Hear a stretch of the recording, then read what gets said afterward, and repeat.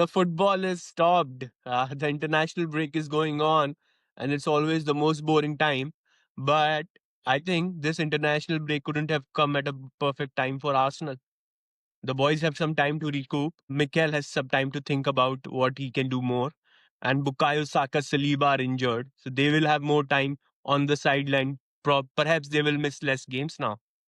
Definitely for Saka and Saliba. But one thought is there which is troubling me for a long time, and that is with the new squad, with the new signings that we have made. Does Arteta have it in him basically where he can take this Arsenal side and cross the line and win some CS silverware, which could be Premier League or Champions League titles? So this is something that has been troubling me, and I don't know.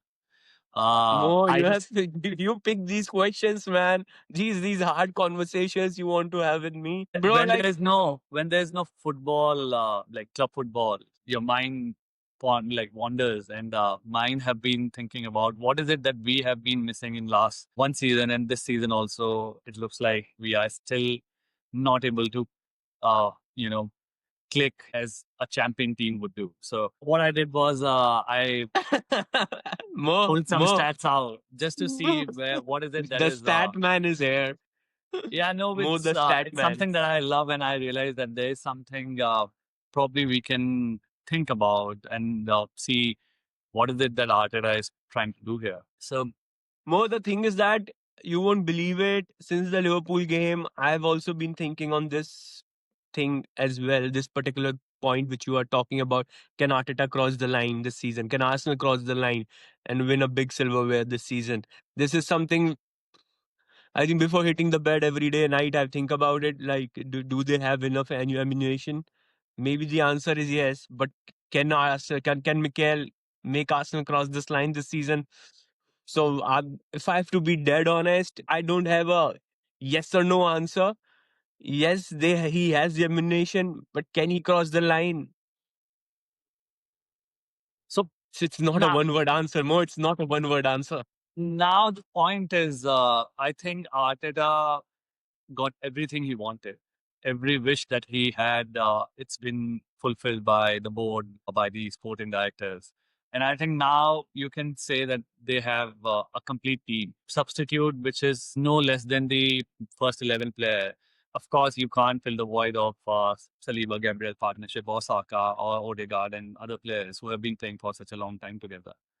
But But there uh, are good enough players coming from the bench now. yeah, exactly. That's the point.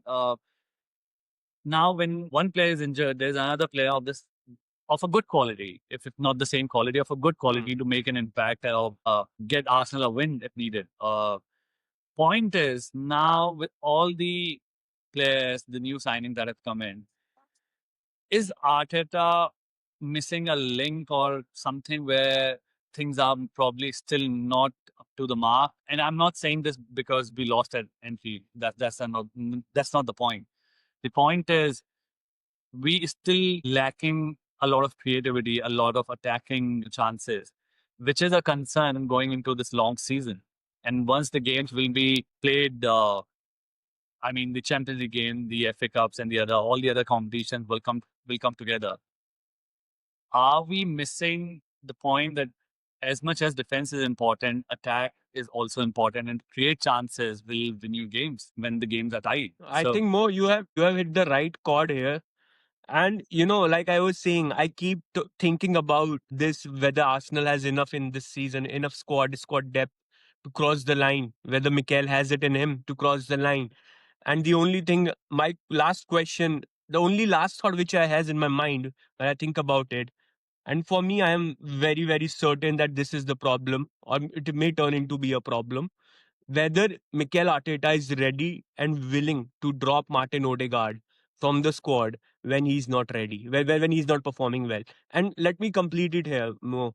The only reason I say that is we have seen the best of Martin Odegaard only for a partial season which was 23 and 24.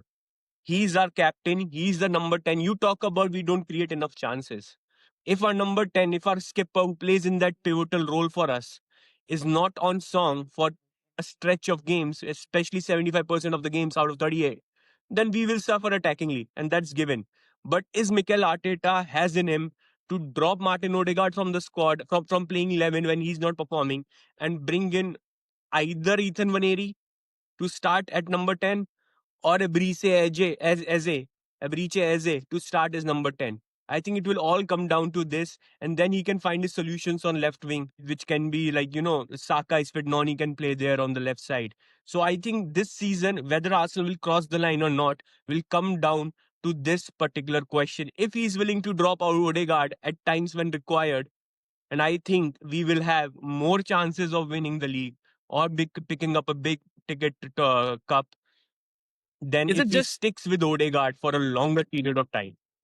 is it just about from what I understand is it's not just about picking your first 11. My point is the mindset or the game management that is there, which I takes a I lot. I hear you. I hear you more. Yeah, it takes a I lot away from absolutely the hear creative you more. players. Like if you see Odegaard, Yeah, but there's all the then defensive again, duty. I think you are judging more. But I think you are look. You are judging Arteta's playing style basis what he did at Enfield. I don't entirely blame him for going a little pragmatic against Liverpool at Enfield. I think which if we would have taken away 3 points in this game, the narrative would have been completely different. No, The no, no. narrative, I it was totally get just it. brilliance which happened. No, no, I totally agree to you. And first of all, it's not on the basis of just one game. It's The on the Liverpool game. basis of Yeah, yeah, absolutely no. it's on the basis of the other games as well. The last season, complete last season.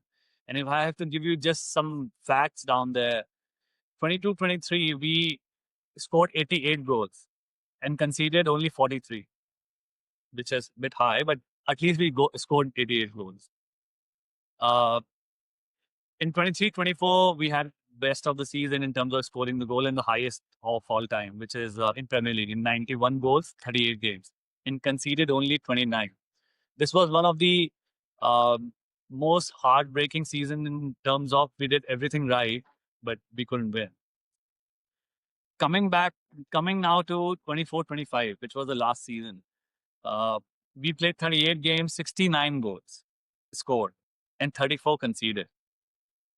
So my point is, Odegaard was injured, Saka was injured for a good amount of time. I totally get this, but having a number 10 kind of a player to play in that role rather than Merino or Kai Havertz or somebody.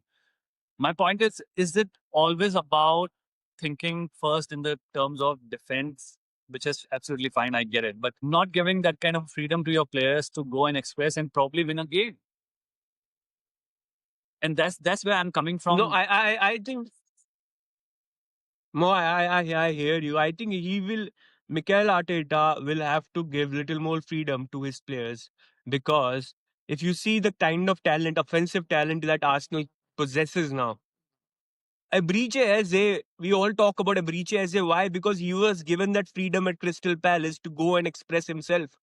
And if he's restrained to go out and express himself at Arsenal, I think that won't be a great signing. Suddenly we have to talk about maybe Ebrice Eze wasn't the right signing for us, because you cannot expect a player like Ebrice Eze to come from a place where he was the main man, main focal point, who did whatever he wanted to do and however he wanted to do.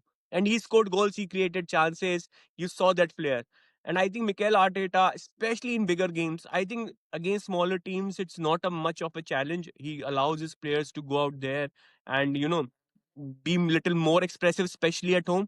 But I think away from home in big games, he should let his players, especially players like Bukayo Saka, Ebrice Eze, Victor Gyökeres, Martin Odegaard if he's playing, or a Vaneri, to go out there and express themselves. He should not wait for last 20 minutes to bring on a 15-year-old kid who can and hope that he will turn the game around. And I like it's a great story to talk about, like 15-year-old going at Enfield and all. But I think that was a very I don't agree with that decision of putting in a 15-year-old when you have likes of Trossard and Vaneri in the stands. So overall, Mikel Arteta needs to understand that defensively his team is very well, like, they have figured out how to stop or how to negate overly aggressively pressing teams, and at the same time teams who like to play much more offensively. We have figured that out, and big teams take risk more. All big teams have taken risk of being a little more aggressive, because that's when you get those goals in, which can give you 3 points. Yeah, and if we also see the number of shots, you know, in last two, like the 23-24 season or 24-25, uh, 23-24, we had 456 shots and 228 shots on target. And at the same time, the last season we had 376 shots and 188 shots on target. So there is a huge drop from previous 23-24 to 24-25.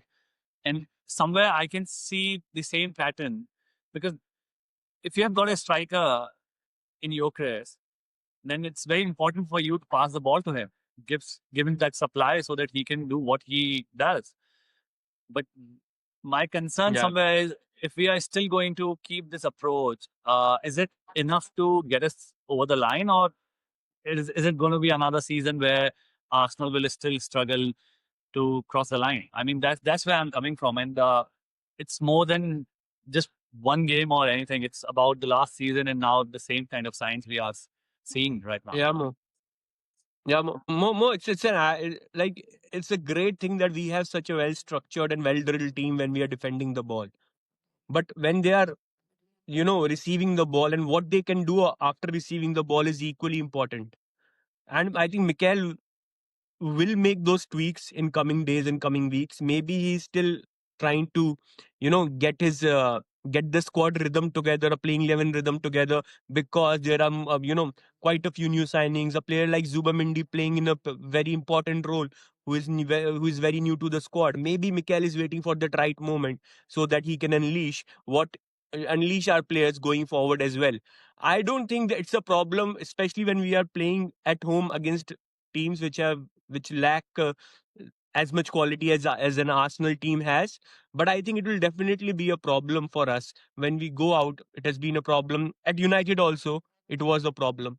Of course we won the game. No complaints there. At That was, Liverpool, yeah, out of it luck. Yeah. showed it as a problem, and we will have to. And there are 7, 8 good teams. We just can't think about, like there are good 7, 8 teams in the Premier League now, or 8 or 9 teams who all can hit you on the break. So you have to be smart enough to ensure that your attacking third players are given that freedom, while your midfielders and your defenders know how to maintain that structure to ensure that the break is stopped when the transition happens from the opposition. It doesn't adversely impact us.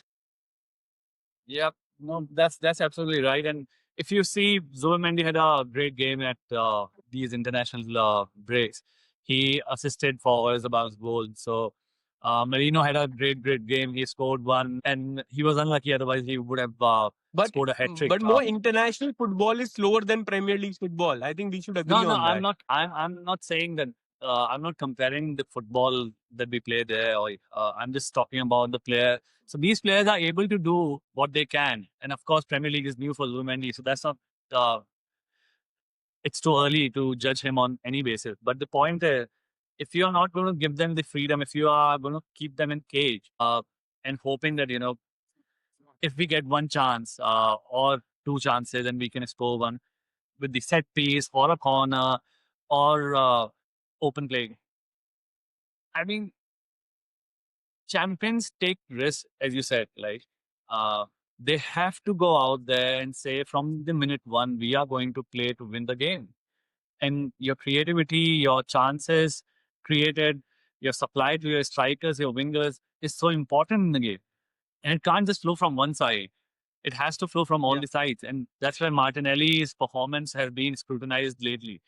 But from my point of view, I think this is where, even if we see the stats, this is a clear problem. And I hope Arteta can see this as well, as he played as a number 10 for England yesterday. So I mean, is that the plan that Odegaard should have a competition in this position so that when he's not performing, Eze is there?